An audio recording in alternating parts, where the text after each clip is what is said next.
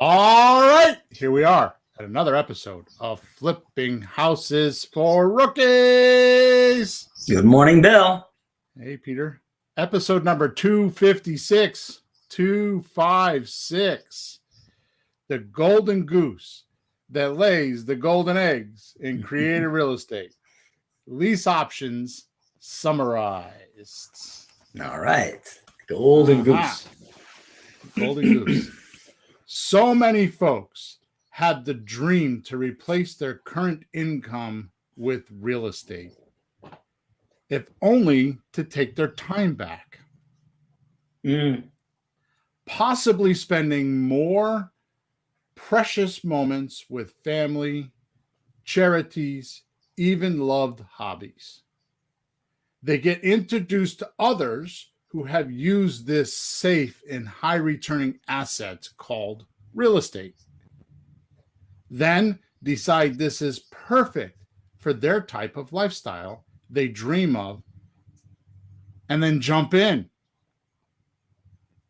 To only get wicked confused on which strategy best fits their available resources, time, education, and most of all, passion.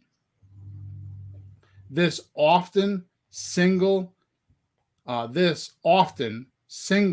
confuses. I'll give that to you again. This often single confusion sends most into a tailspin and ends up without results,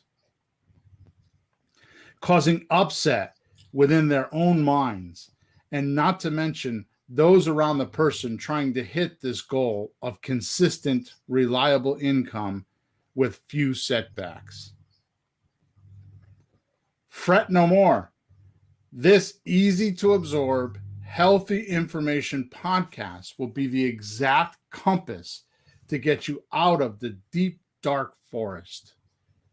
Listen up while Bill and Pete share their knowledge and stories on using lease options to set you free once and for all, without capital, risk, and or a Yale or Harvard 6-year degreed education. Let's dig in right now. All right. Hey, you know what I took away from all that? What? Fret no more and set you free. No set you free. Yeah, those two things. Fret no more, set you free. The rest was what? Explain that in a minute. But I got that part. Fret no more. Hey, Bill, I got one of my students who just graduated Harvard. Just graduated like last week. And believe me, folks, yeah, well, must be a doctor. But believe me, folks, she doesn't know nothing about real estate. Nothing, honey. And you know what the sad thing is, Peter? And I just wrote this in another, because I've got a bunch of books I'm writing. I've got one I'm publishing this week, I think. Yeah. And I wrote this one of the books. It's like, the sad thing is these guys, and I know because I have a niece that's doing it, and I have some other relatives that have done it that are doctors. I mean, my sister's stepson is a pharmacist, and he went to school, I think, for 8 years. Mm-hmm. And he's all excited because I think he's making $1.50 a year or $1.75 a year, $175,000 a year. And I'm thinking, I think I've done that already this year, and it's only freaking May. Yeah, but Bill, do this. Subtract all the money that it cost and all the years they spent that they weren't making a dime. Now we're like up to $500,000 behind the ball. Yeah, exactly. Yeah, okay. Anyways, somebody's got to do it. I'm glad someone is, but I don't know. That's not me. That's not you. And that's not you out there in rookie land. Real estate entrepreneurs. All right, let's take care of some of the housekeeping stuff, because the last couple episodes, I don't remember to do this. So please, wherever you're listening to us or watching us, subscribe to the channel so you know when we're back live again, and you could jump in and check things out. Every Thursday morning, 9:30-ish, 9:15 to 9:30-ish Eastern Standard Time, we actually record this podcast and we live stream it to Flakebook in ZooTube. I love saying that. So you can actually go on either Facebook or YouTube and actually type in Flipping Houses for Rookies, find us, go on to the channel where we're actually live streaming. And if you have questions, type them into the comments and we will respond to you. So when we are talking to other people, that's where we're talking to them from. They're either on Facebook or they're on YouTube, and they're sending us messages. Lastly, there's a link within the description. That link takes you to a couple questions. Once you're done answering those couple questions, you can get a live one-on-one 45-minute interview with myself.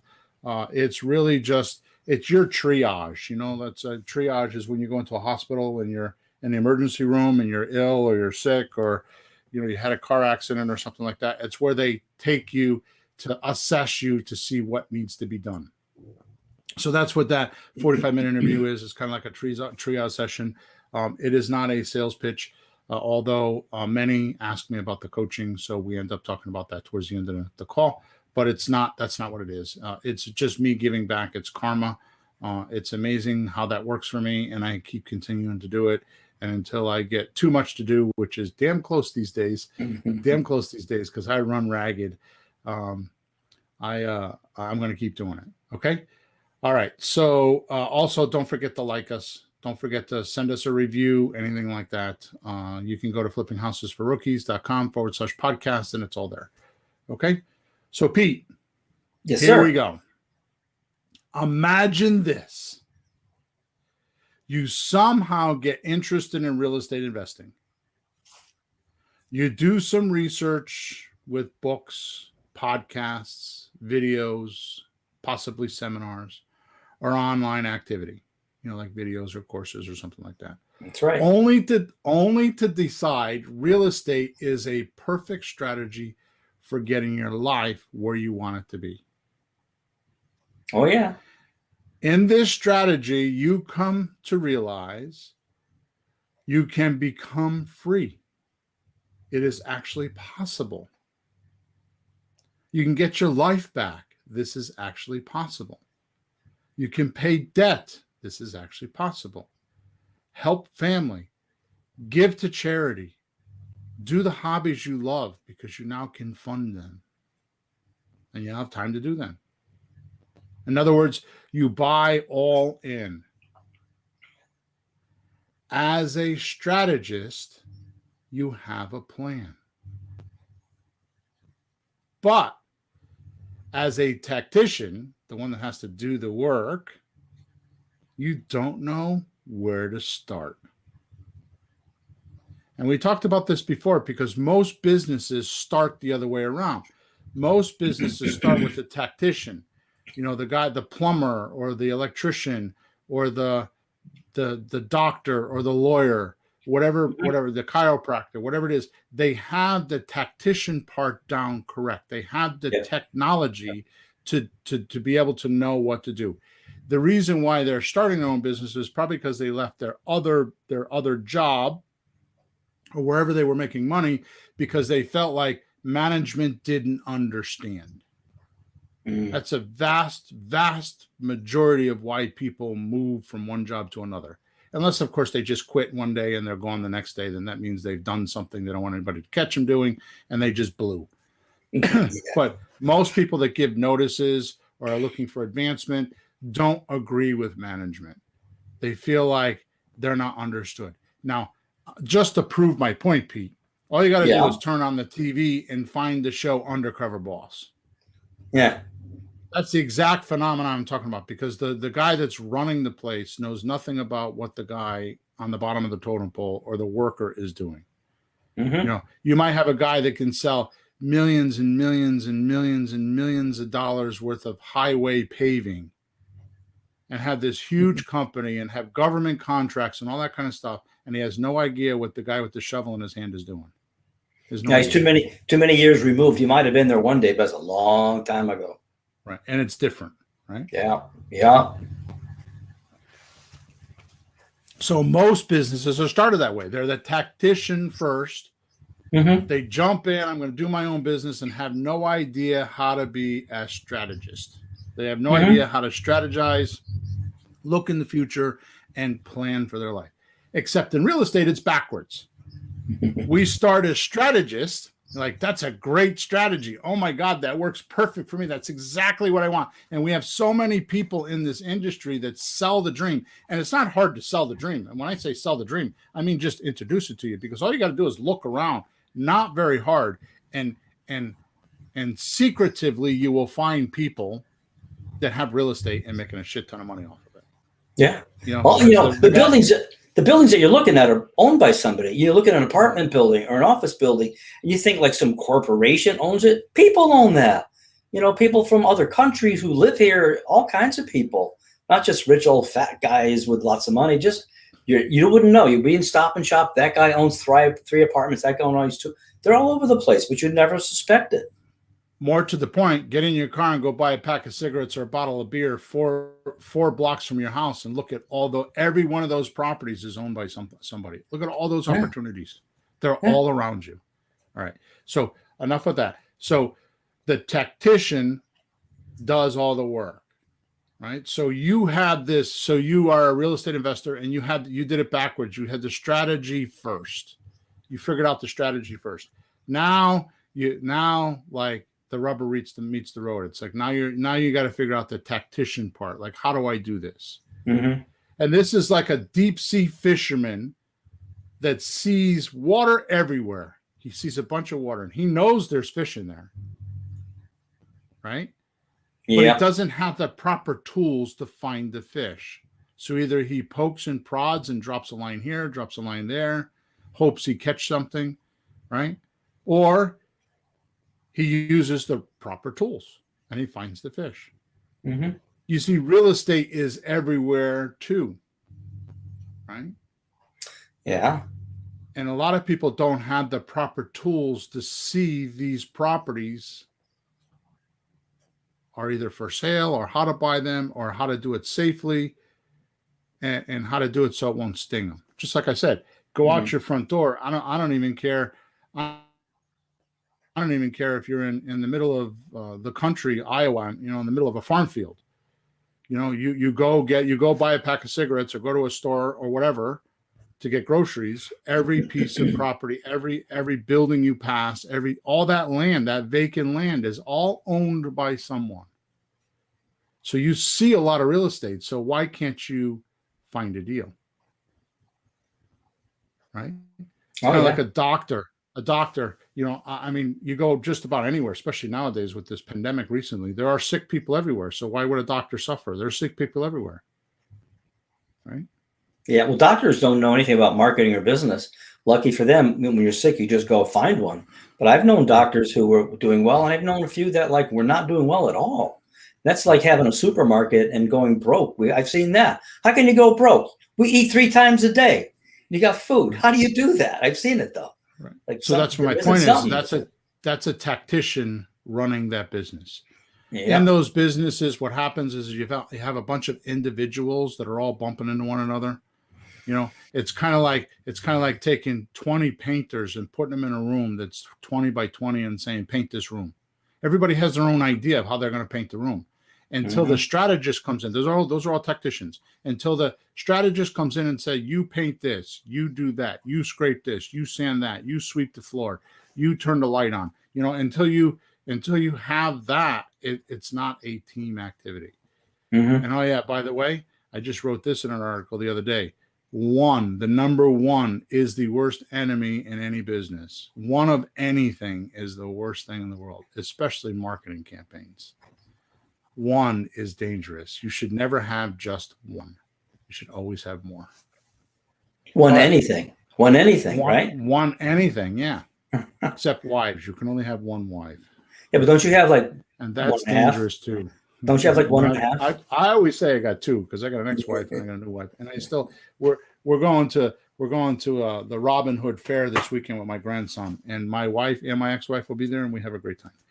All right, so not only does this fisherman not know where the fish are, but what kind of bait should he use? How do you attract the fish? So how do we attract deals? What bait do we use to attract deals? Right? This is what it's like. So many before you have made fortunes from real estate but aren't sure of the details.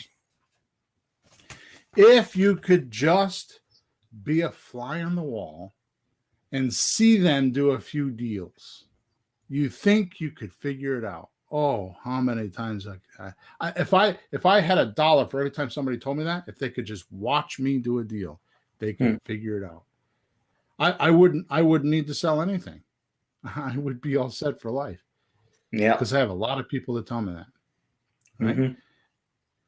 However, this search to reverse engineering deals sends you down a consuming and often very, very expensive path that blows up more often than getting favorable results. We've seen it. I see it. I see it all the time. Yeah. Right. And never really getting to look under the hood of these fine-tuned, profitable machines that the pros build and run to get deals. How about I let you in on a secret that is in plain sight? Actually, it's the biggest secret in real estate in plain sight. It's called a lease option or a rent to own. It's the same thing. Lease option and rent to own is the same exact thing. Yeah. Right. So just because of the way we've been doing the last several podcasts and we're doing the 7 series, let's start off with, how about if I explain what it is? Sure. Okay. That's a good place to start. This amazing strategy is where you find a seller willing to let you make monthly payments until you can pay them off. And pay them off could mean that you made enough payments that they're paid in full, or it could just mean that you go 5 years and you have to refinance at that point, or find somebody with the money at that point, right? That's called a balloon, right? Right. So pay them off doesn't mean that you pay them 30 years. It could be 3 years. It could be 2 years. It could be 5 years. It just means that somebody went and got the money, usually our buyer. Okay, I'll explain that in a minute. Once you find yourself willing to do this, and you find a seller willing to do this, you draft common lease to own paperwork where you promise the seller within a predetermined amount of time, you'll pay for what you'll pay for the property and how much you're going to pay monthly. Right? Yeah. So does that make sense? Absolutely. Okay. So you're going to sign in advance a predetermined document. So the option agreement is going to be how much you're paying and when you'll pay them by. And then the lease agreement is the agreement of the occupancy and how you're going to live there. Like you can't throw baby diapers down the toilet. You can't have a lion for a pet. You can't have an ammunition factory in the basement, that kind of stuff, right? It's all the rules of the occupancy. Right? So that's the lease. And then the option is the agreement that predetermines how much you're going to pay and by when, right? Yeah. Not only that, but you do all the maintenance and the repairs. You're promising them that you're going to do all the seller, all the maintenance and repairs. Right? Right. But do you actually have to do it? Because I don't want to do that, Bill. That's the part that I wouldn't get into real estate. You got to clog toilets 2 o'clock in the morning, Christmas morning. I wouldn't want to do that. Right. We're going to go over that. All right. It's very true. It's very true. So basically, you're leaving your seller with income payments, monthly payments, without the landlord obligations. And you're creating a mailbox turned into an ATM machine for your seller, because every month they get a check in the mailbox. Yep. Right. Then you go find a buyer to assign the price you negotiated. So you're not paying for any of this. You're assigning it to your buyer. Right. And you're going to assign the price. So whatever you agree on plus your profit. So that means the seller is paying your fees. Then the monthly payments that you promised to pay, and you're going to assign, like you said, the maintenance and the repairs to the seller, to the buyer. So everything you're promising the seller, you're assigning that responsibility to your buyer. because the buyer is going to be the person that's going to live in the property. So it's actually like a sublease. So I'm leasing from you. I go find a buyer that's going to lease from me. So I'm making lease agreements with the seller, and then I sublease and assign everything to my buyer.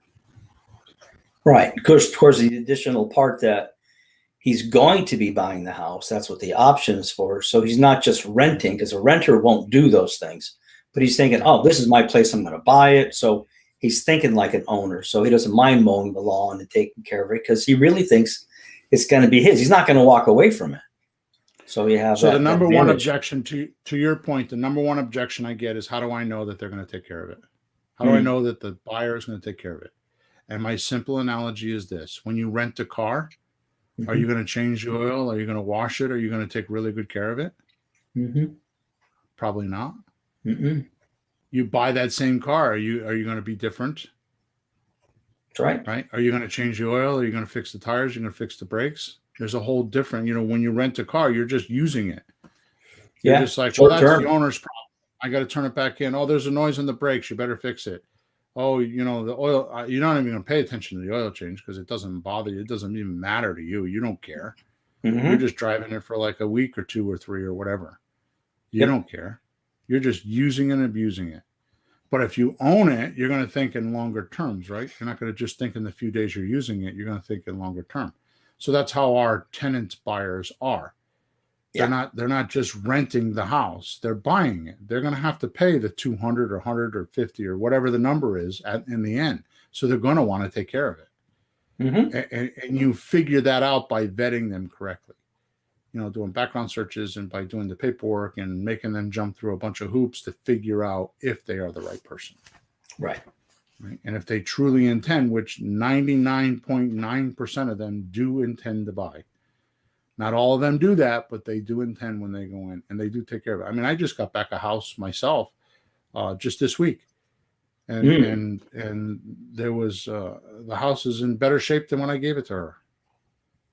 And I'm just I'm going to go in and probably do not very much work, and I'm going to just put it right back on the market and sell it again. Great. So you got that one, huh? Yeah. You got it. Good for you. Keys, yeah. Right time to get it right now. Yeah. So I want to clarify something because this is very similar to episode 255 where we were talking about the slot deal. Right? Like, however, in a slot deal, we just find the seller, then the buyer, and match make them for a fee. Right? So in a slot deal, like in episode 255, which is a sandwich lease option transfer, all we're doing is matchmaking. We're finding the seller, we're finding the buyer, we're putting them together. The buyer pays the seller. They don't. We have nothing to do with it. So we make our fee, our $3,000, $5,000, $10,000, whatever it is, from the deposit money in the deal. So in other words, we get paid the difference between what the buyer gives for a deposit and what we have to pay the seller in a slot deal. That's how we make our money, right? But here in the lease option transaction, we actually stay in the deal and make money. Now we make money monthly, and then we make money later, right? So we make money now with the deposit money. That's our profit. We collect money monthly, and there's a spread in there. That's our profit. And then later on, we sell the house and make our profit from the equity in the house at the end. So if you paid 100 and you sell for 120, you made 20 grand. Right? So we have 3 profit centers, which is what I call the trifecta. Right? This is the golden goose that lays the golden eggs. Right? And the reason why I say that is because if you work once to get the goose, right, or get the asset, so you work once to generate the asset in your portfolio, it just keeps producing and producing, just like the golden goose will keep laying the golden eggs. Yeah. It just keeps producing. You just make sure that the goose is fed and sheltered, and you're good, right? Yeah. It just keeps producing cash flow multiple times, which is where you're going to be able to fire your boss and actually become free. See, I don't remember which book it is. I think it was Cash Flow Quadrant from Kiyosaki. Mm-hmm. He talks about being rich, right? So often, because we're not taught about money in school. So often what happens is you think you need millions of dollars. You need all this money in the bank, right? No, he doesn't. He says that this is where I learned this from Kiyosaki. Mm-hmm. Right? Mm-hmm. He says all you need is assets producing a little bit more than what you need. So if your bills are $4,000 a month, then have enough lease options paying you, we'll say $5,000 or $6,000 a month. So this way here, if somebody doesn't pay, you're not sweating it. You know, you always have a cushion in there and you have reserves. Yep. Right. Later on, I don't remember who wrote this. I'm not sure the author, but I found out the true way to be wealthy is to have a lot of people paying you. Sounds Or good. something. Sounds good. Yeah. Yeah. Yeah, I just purchased the Cash Flow Quadrant. I couldn't find my old copy, so I just grabbed one. So I'll probably be going through that. I'll see if I find that spot. Yeah. That So just for explains a classic example, I'm going through right now. I have 3 apartment buildings. It was a apartment or multifamily houses. There was a 2-family, a 2-family, and a 3-family. Mm-hmm. And I bought them on a lease option. I paid $100 for all 3 of them. Mm. They have been producing. I mean, now lately it's been a problem, but because it's been 2.5, almost 3 years. They've been producing about $2,000 a month on that $100. Mm. Now I find out I can sell them, and there is literally hundreds of thousands of dollars in equity. Hundreds, not 1 or 2 either. Hundreds of thousands of dollars in equity for $100 investment. Yeah. So how many deals do our sellers need to do that one deal? Which is the reason why I formulated this group called the Deal Hunting Monthly Mastery Group. Like that was last night. It's the first Wednesday of every month. It's $97 a month, Pete, which is, I mean, I'm sorry. If you can't swing $97 a month, then you should not be listening to this podcast. You should just go away. You're just a pretender. You're bullshitting yourself. You shouldn't do that to you or the people around you. Mm-hmm. Never mind me. I don't care because I'm going to do it. I'm going to do it whether you're around or not. Okay. But for $97 a month, I actually every month, and I was talking to the guys last night, and I'm actually proud of myself. And that's hard to do for me because I'm not always proud of myself. I always think that I'm behind the 8 ball and I got more to do and I got more to learn and I got to catch up. I always think, you know that because you're around me all the time, right? So I'm proud of myself for this reason because we were talking about it last night on the call. I've been doing it since September of 2020. I've actually gone 9 months straight. Okay. 9 months with a brand new, out of the box thinking marketing strategy every month. In other words, there's 9 marketing campaigns that any real estate investor, creative real estate investor, could use to find a lease option that you pay $100 for to get what?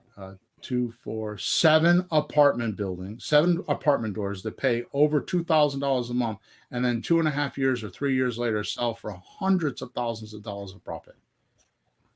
It's not because they aren't out there. There's plenty of houses out there. It's because you just don't know how to look for them. Kind of like the deep sea fisherman. He sees water, but he don't see the fish. Right? So I'm not here to preach that, but it's just my point is these deals are there. And how much education did I need to do a lease option? I mean, the apartment buildings were already leased. They were already leased. He already had tenants in them. All I had to do was take them over. Right? Yeah, I remember that was a few years ago. Those are your first ones you did on a lease option for the multifamily because we were talking about it back then. That was your first foray. And to me, what's weird to me is I've known people that say, "Oh, I got into real estate. Oh, what'd you do? Oh, I bought a house and I'm renting it now." So how'd you buy it? Well, I put 20,000 down. Oh, and I got a mortgage. Oh, okay. And how much you making? Oh, like 300 a month. Yeah. Like, wait a minute. So, I mean, the uneducated way is you just like call the realtor, call the bank, call the mafia, and spend a ton of money to get a teeny back. But this way is totally opposite. You put a teeny bit in and you get way more back out. Which is the reason why I love this strategy so much, because the lease option strategy gives what I'm calling the trifecta. There's money now, money monthly, money later. Now, if you're holding the apartment buildings, there may not be money now because there's no deposit, but there is money monthly and there is money later. So that's why, in fact, I just wrote a book called Breaking the Real Estate Monopoly. Right? And it's actually a system. It's the first of its kind, I think, in the United States, an actual step-by-step system that we're going to standardize, where it's going to become the system to use for real estate, right? It's a standard system on what step to do next. And there's technically 6 steps. So it's a step-by-step. And if you go back to episode number 248, you can hear that. You can hear we explained the whole thing, right? Yeah. The step-by-step system. I mean, it was in its infantry stage. Infantry state. Is that right? Infancy. Thank you. Infantry is war, I think. So, anyways, the point is the infancy stage is back there. You know, the one it was just a baby. So, the reason that was really, really good what you did there, because you know everything in there we've been talking about for a long time. And it's like, well, Bill, when do I say that? And when do you do this step? You go, well, you'll know. When you're in the house, you can tell. But we really can't. And we need to be a little more sure when and what to do. And when you laid it out, I went like, damn, it all fits in the right place. It's just all the puzzle pieces just fell in. It's like, oh, God. And you have it figured out in sequence that you don't have to wonder too many things at once. You just wonder, what's my next little thing to do? And you can see what it is. You nailed it. I mean, you know, I'm a study dude. I'm a teacher, and I buy things sometimes, technical things. I buy music equipment, you know, electronic stuff, and the directions are horrid. They're horrid. The grammar isn't even right, because you know somebody in China or someplace, Pango is writing it, and he can't even understand the damn thing. So what you wrote in there, folks, go buy it. I don't even know what I've seen your preliminary stuff. I'm buying one. I am. I'm telling you. The lesson here is the write-in instructions in Pango. Pango. Yeah, you know, just terrible instructions. But you got it. It's just really all in the right sequence. So reeling it back in, the reason why we use lease options is because, well, let's keep going, because there's no obligations, right? An option, as we spoke about in episode 255, an option has no obligations. And you use $100 or any kind of currency. You could use $1, $10. We use 100. Don't use more than 100. No, I've done 20. To 20 to procure the option agreement, which gives you the rights to go sell it without the obligations.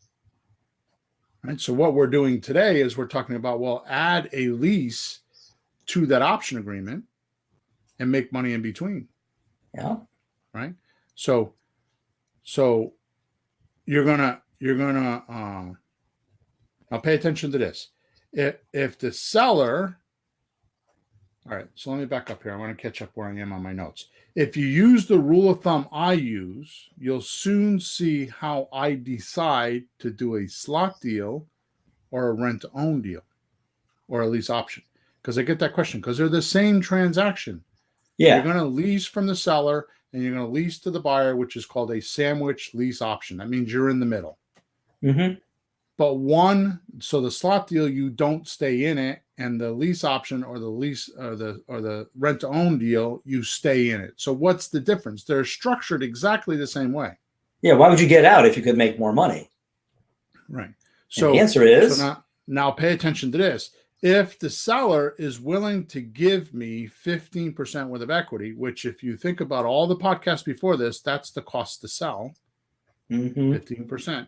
So if they use a realtor, it's going to cost them 12 to 15% to sell. Mm-hmm. So if you give them their full asking price, so if they're selling $100,000 house and it's going to cost them $12 or $15,000 to sell, and you give them $85,000, you're paying full list for the house. You're not getting a discount, Mm-hmm. because that's what they're going to get if they go to a regular closing. Yeah, with all the fees and expenses and all this stuff. How can they Commissions. argue with you? You're giving them full asking price. That's why we say we'll give you top dollar. Yeah. Right. So if the seller is willing to give you 15% in equity or profit and 20 to 25% in cash flow, I'll stay in the deal. So 25% of the rental amount, whatever that is, each month. The cash flow. Yeah. Right.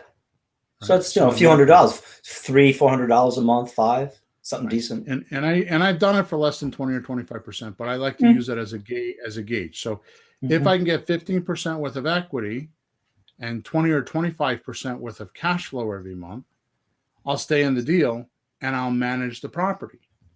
Mm-hmm. Which there's really not a lot of landlording here, because remember what I said? We're going to assign the buyer with all those tasks after it's all done. Mm-hmm. So they're not really buying the property as we spoke about. They're actually, they're not actually renting. They're actually buying. We're the intermediary bank while they're getting their credit fixed up and getting their loan. So we're going to give them 2 years to go fix whatever, right? Their colorful past, if you would. Okay. Whether it be, credit, or whether it be, student loans, or paying debt, or divorce.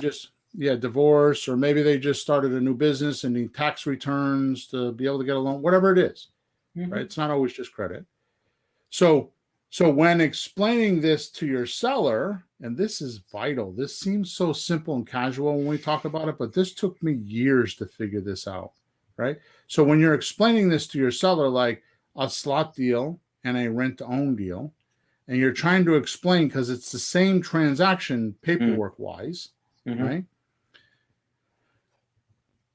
I ask them to make a choice. I ask the seller to make a choice.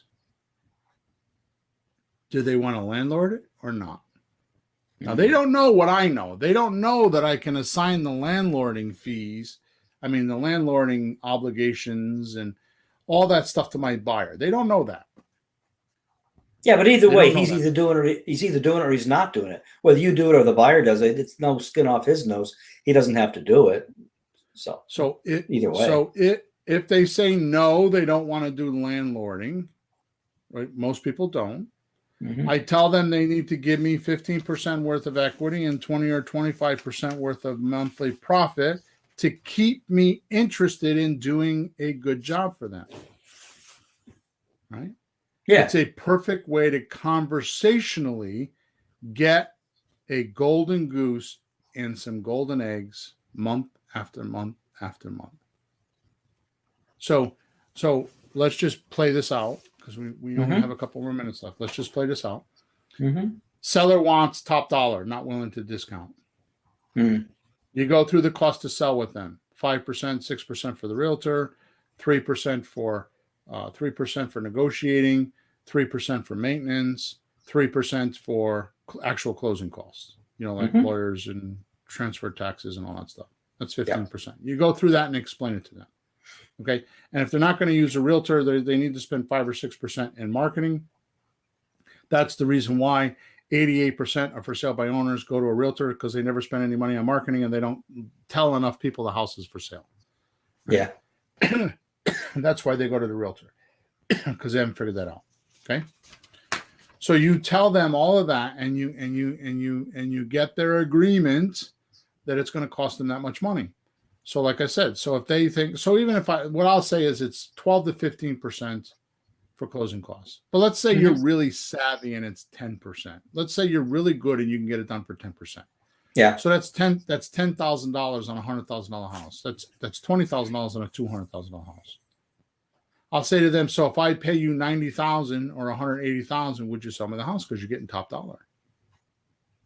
And they'll be like, yeah, good. Here's how it works. right?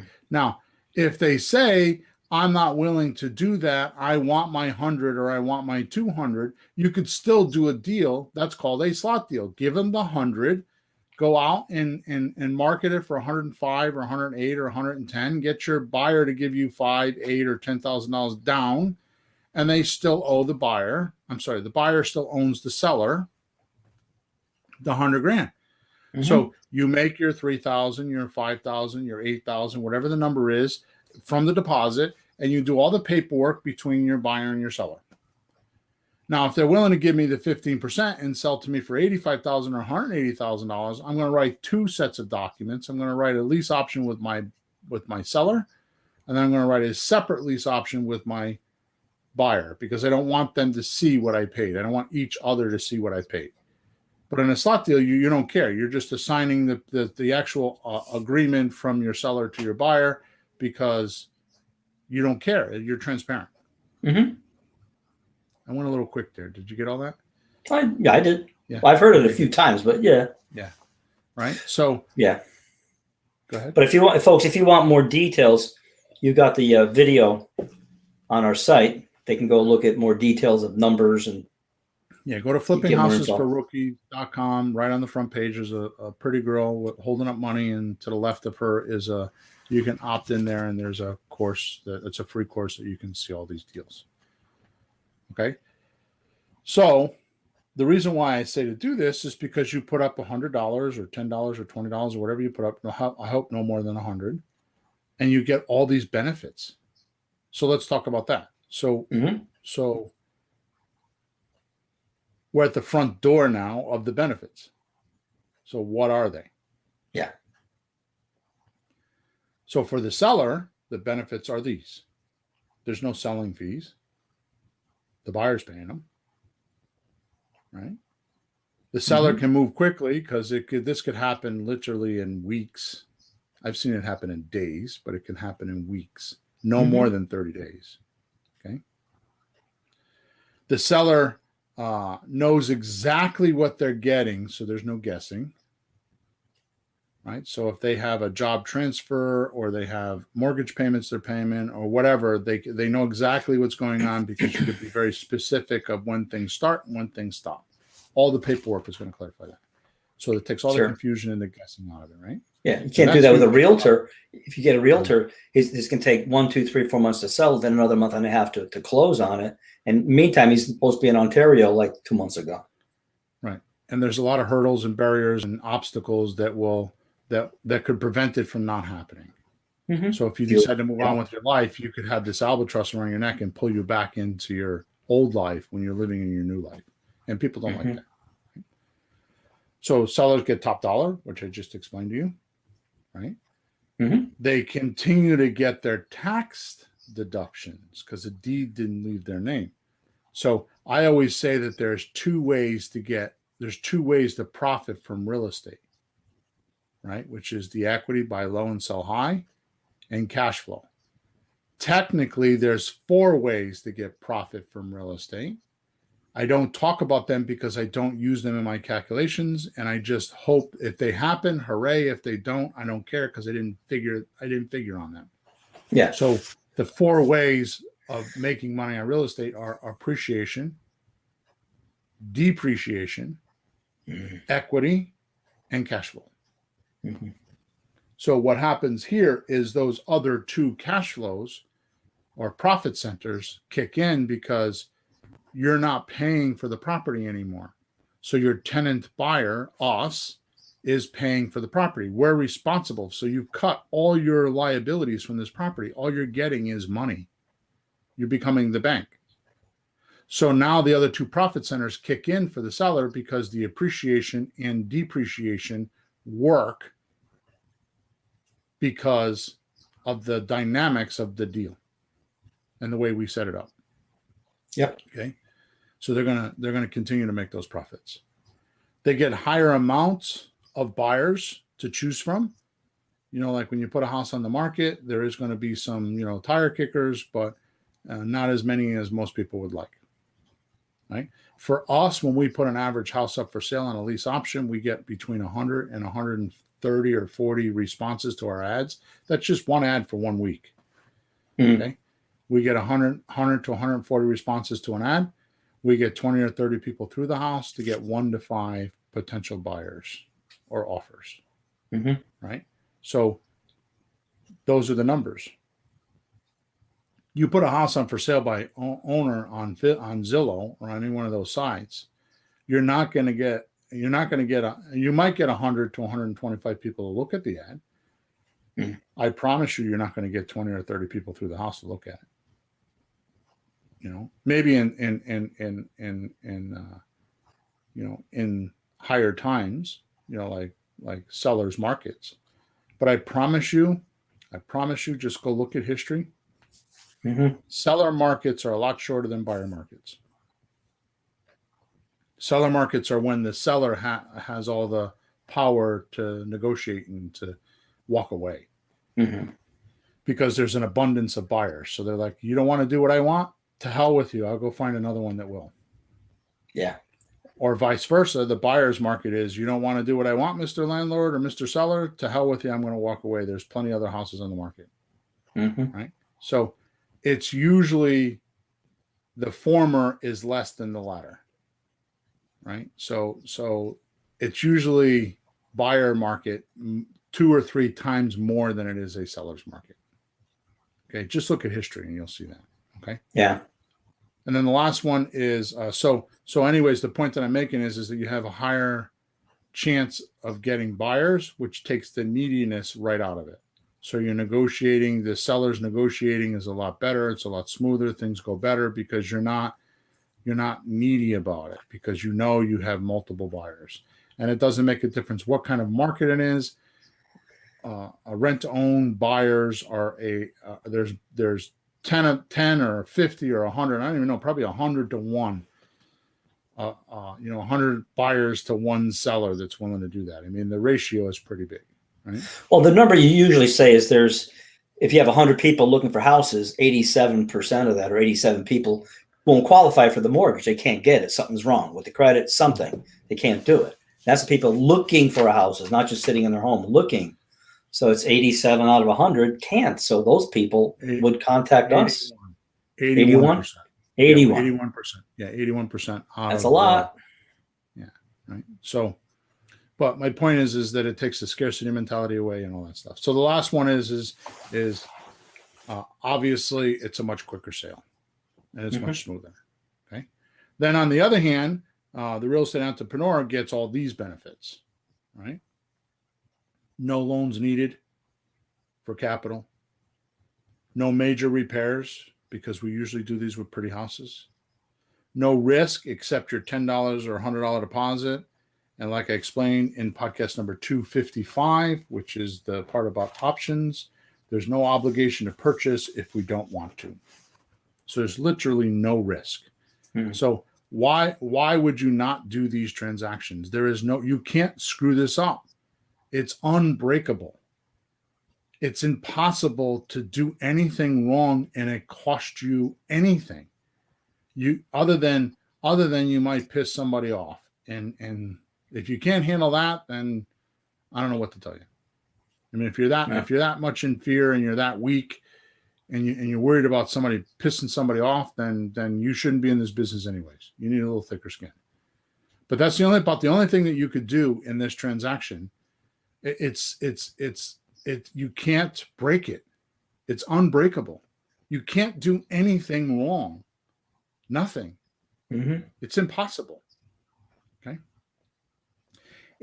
And even if you did, here's the magic, right?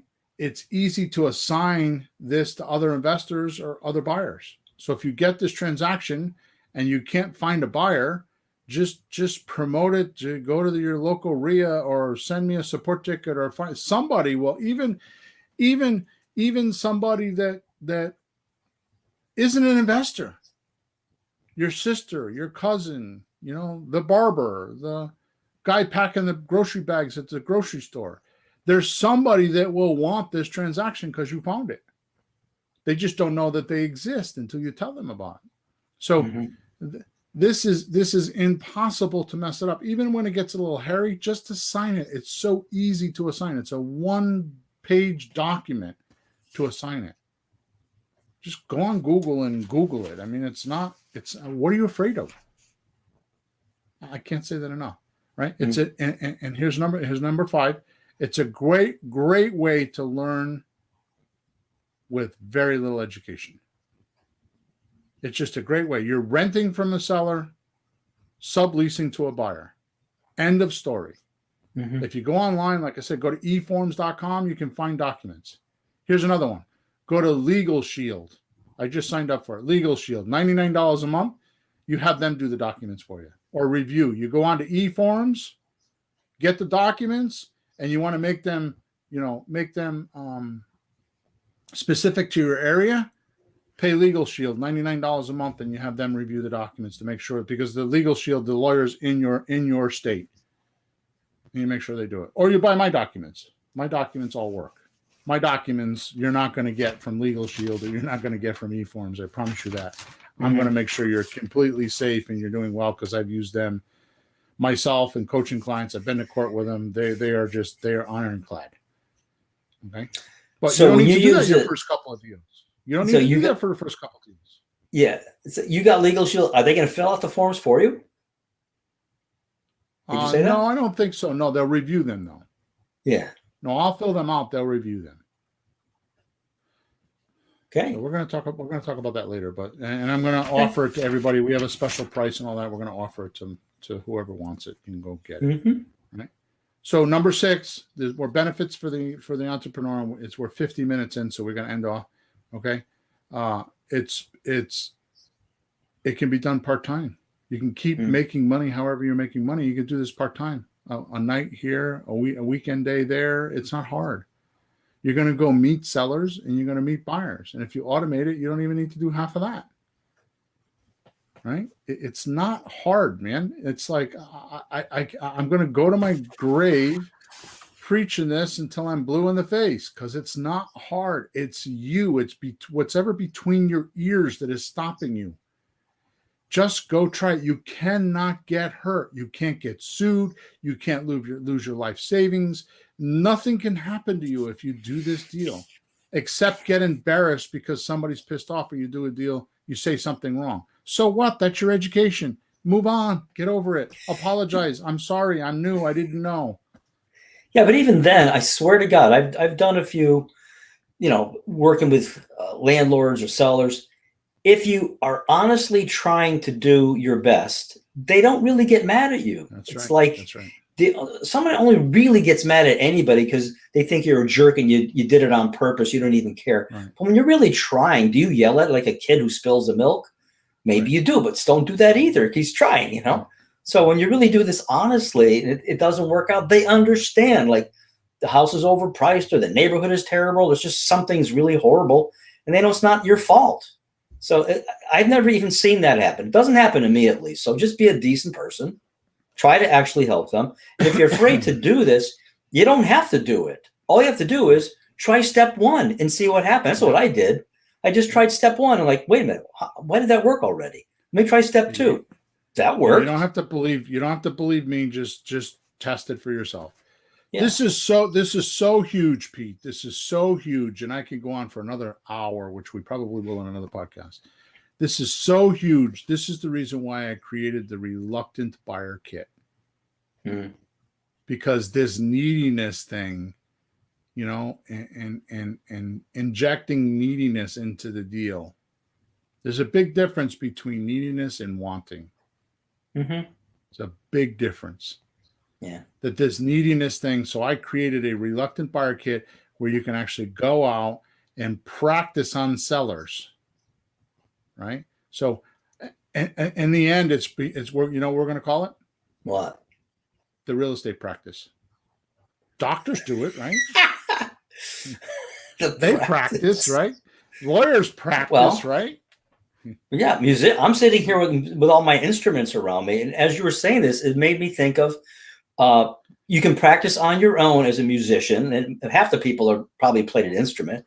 And then you have rehearsals with the band in school or your own band, and you practice. You don't just show up at a gig and like, geez, I hope this works out. Some people do, but they're dumb. You practice, and you rehearse, you have a dress rehearsal, you warm up, you do a sound check, and then you get lucky and you get actually the gig and you get paid. But you got to practice first, and you got to have a few rehearsals. Yeah. Try it. John West says they might yell at me. I got news for you, Johnny. Your mommy yelled at you and you survived. You're all right. Your sister and brother yelled at you. You survived. You're all right. And I know your wife yells at you. So you'll be just fine. Don't worry about it. All right, let's finish off here. So how about this one, Pete? Mm-hmm. When you do what I'm talking about, another benefit to you is you build a buyer's list, because every time you sell a house or you rent to own a house, you're going to have, like I said, you're going to have 20 or 30 people, 20 or 30 people to go through the house. Mm-hmm. Well, that's 20 or 30 people that you can introduce your next house to. Yep. Now we use software called REI Reply, which is $50 a month. And we have a whole thing on that, a whole course on that and how to use it the right way, because they're wholesalers. He said, we want all the answers to test and then forget the answers on test day. That's exactly right. That's why you have to practice and rehearse, because it's not really, I'm an educator. It's not just learn something and then try to do it. You have to practice it. You have to work with it. So don't try to buy something. Just go practice first. All right, come on. We've said enough of this. We got to keep moving. So perfect way to build a buyer's list. So you can build a buyer's list. So when you get another property, you can do an email blast and maybe not even have to market the next property if you accumulate those names. And I'm going to tell you, this is a whole nother podcast, but imagine if you can sit in front of your seller and tell them, I have 75, I have 100, I have 200, I have 30 people that are interested in buying this house right now. Mm. How much credibility does that give you? It doesn't matter if you have 14 heads and 13 arms and flew in on a spaceship. They're going to sign up with you. You tell them you got 30 people ready to buy their house, and all you have to do is email them. The greed glands are going to swell so much you're not going to be able to get out of the room. Right? You tell your seller that. So this is the best way in the world to get started in real estate is you get one lease option deal, one slot deal, and you start marketing for buyers, and you keep those names in some sort of use. There's so many free eye contact, or what is the other one? There's free ones. All these weird names. Just go get an email service and just put them in an email service. Right, instant contact. I can't remember the name of the. I think it's Rabbit or something. I forgot. Anyways, just Google free email services and you'll find them. Okay, so save the names. Right. This is an excellent way to test your abilities of where you're weak and where your strengths are. Because here's what happens: until you actually go out and talk to sellers, which is what the Reluctant Buyer Kit is all about. You're trying to learn everything, right? Oh, yes, Desiree, thank you. MailChimp, that's exactly what I'm thinking. The email service is called MailChimp. Thank you, Desiree. MailChimp is for free. You don't need to have anything. Just collect your identities in MailChimp. It does amazing stuff. I used it for many years. Okay, thank you, Desiree. So here's the thing. This is an excellent way to find your weaknesses. See, what happens is when people are studying, like, I want to be an auto mechanic, and they go spend $40,000 for a toolbox just in case they need a tool, when really all they needed was 18 wrenches or 6 wrenches or 5 tools, right? Mm-hmm. It's because they haven't done the job yet. They don't know exactly what tools they need. So isn't it better to go do the job first? Go try to change the battery or the tire or the water pump, right? And know what tools you need, so when you go back and do it again, you have the proper tools. No reason to go buy the whole Snap-on truck or the Craftsman bin at the local Sears store. You don't need all those tools. Find out what tools you do need and which ones you don't. And that's going to get you a much stealthier, much affordable education, because you're going to buy the tools that you are weak with, not the ones you're strong with. Mm. And everybody has strengths and weaknesses. So when you're out doing these deals that are risk-free without any obligation to buy, you're going to find out where you're good and where you're bad and where you need some help. Go get some education there, either from me or from somebody else. And only buy the tools that you need. Okay. Mm-hmm. Lastly, which is probably the most vital thing that will perk up most ears. It's not for me, but it's probably the most vital thing. Lastly, it will give you experience to tell your private lender about later on when you find that hot deal that you need money for. Oh, I've done 4 transactions already. I've done 6 transactions already. I've done 12 transactions already. Right? And when you go to your lender, you can talk to them about your deals, about what you did and how you did it. Because now they're your stories and they're your experience and they're your lessons that you learned. Right? Mm-hmm. And when you tell these stories, you want to make sure that each story has a change in it. Like I started out with, oh my God, I didn't have any money. And then I did this and I did that and I did that. And I ended up with this much money. Right? Those are how you want to tell your private lenders those stories. Right? And it will build credibility. Not to mention, there's probably people in your environment that are probably family, your boss, friends, cousins, neighbors, that they have money. And you know that they would invest in you if they had confidence in you, but they don't have confidence in you. That's why they're not lending you money. Yeah. So when they start seeing you do these transactions, oh, I just closed on another house. Oh, I just closed on another house. I just closed on another house. Pretty soon they're going to be like, what are you doing? And they start asking. Right? So it's beautiful for that. Right? Mm-hmm. Desiree says they'll be impressed with the fact that you made money with no money. That's right. If you can't make money, that's a good point, Desiree. If you can't make money without money, you'll have trouble making money with money, especially when it's theirs. And that's what they want to do. They want to make sure their little soldiers are safe when they let them into your camp. All right. This puts us at the end of the podcast. And it kicks off podcast number 257. Which is going to be talking about rehab retail deals and raising money for those deals. So this is going to put us into the next podcast where we're talking about, raising money and building private lenders and, because when we get down to the rehab retail deal, which I think is number 5 on my list, that's where we have to start worrying about money. Now realize, no, retail. No, it's not our next one. Subject to is our next one. Yeah. Yes. Getting the deed. Right. Yeah. But we still need to get money for those. So how are we going to do that? Right. So realize we just went through 3 transactions, went through a slot deal, option deal, lease option deal, and we have yet to need money, credit, have no risk. The 3 out of the 7 deals that you could do, 3 out of 7 of my deals you could do without a long education, without all you got to do is have the balls to go out there and find a seller and find a buyer and do the paperwork. That's it. You're not buying and selling real estate with these 3 deals. You're buying and selling the documents.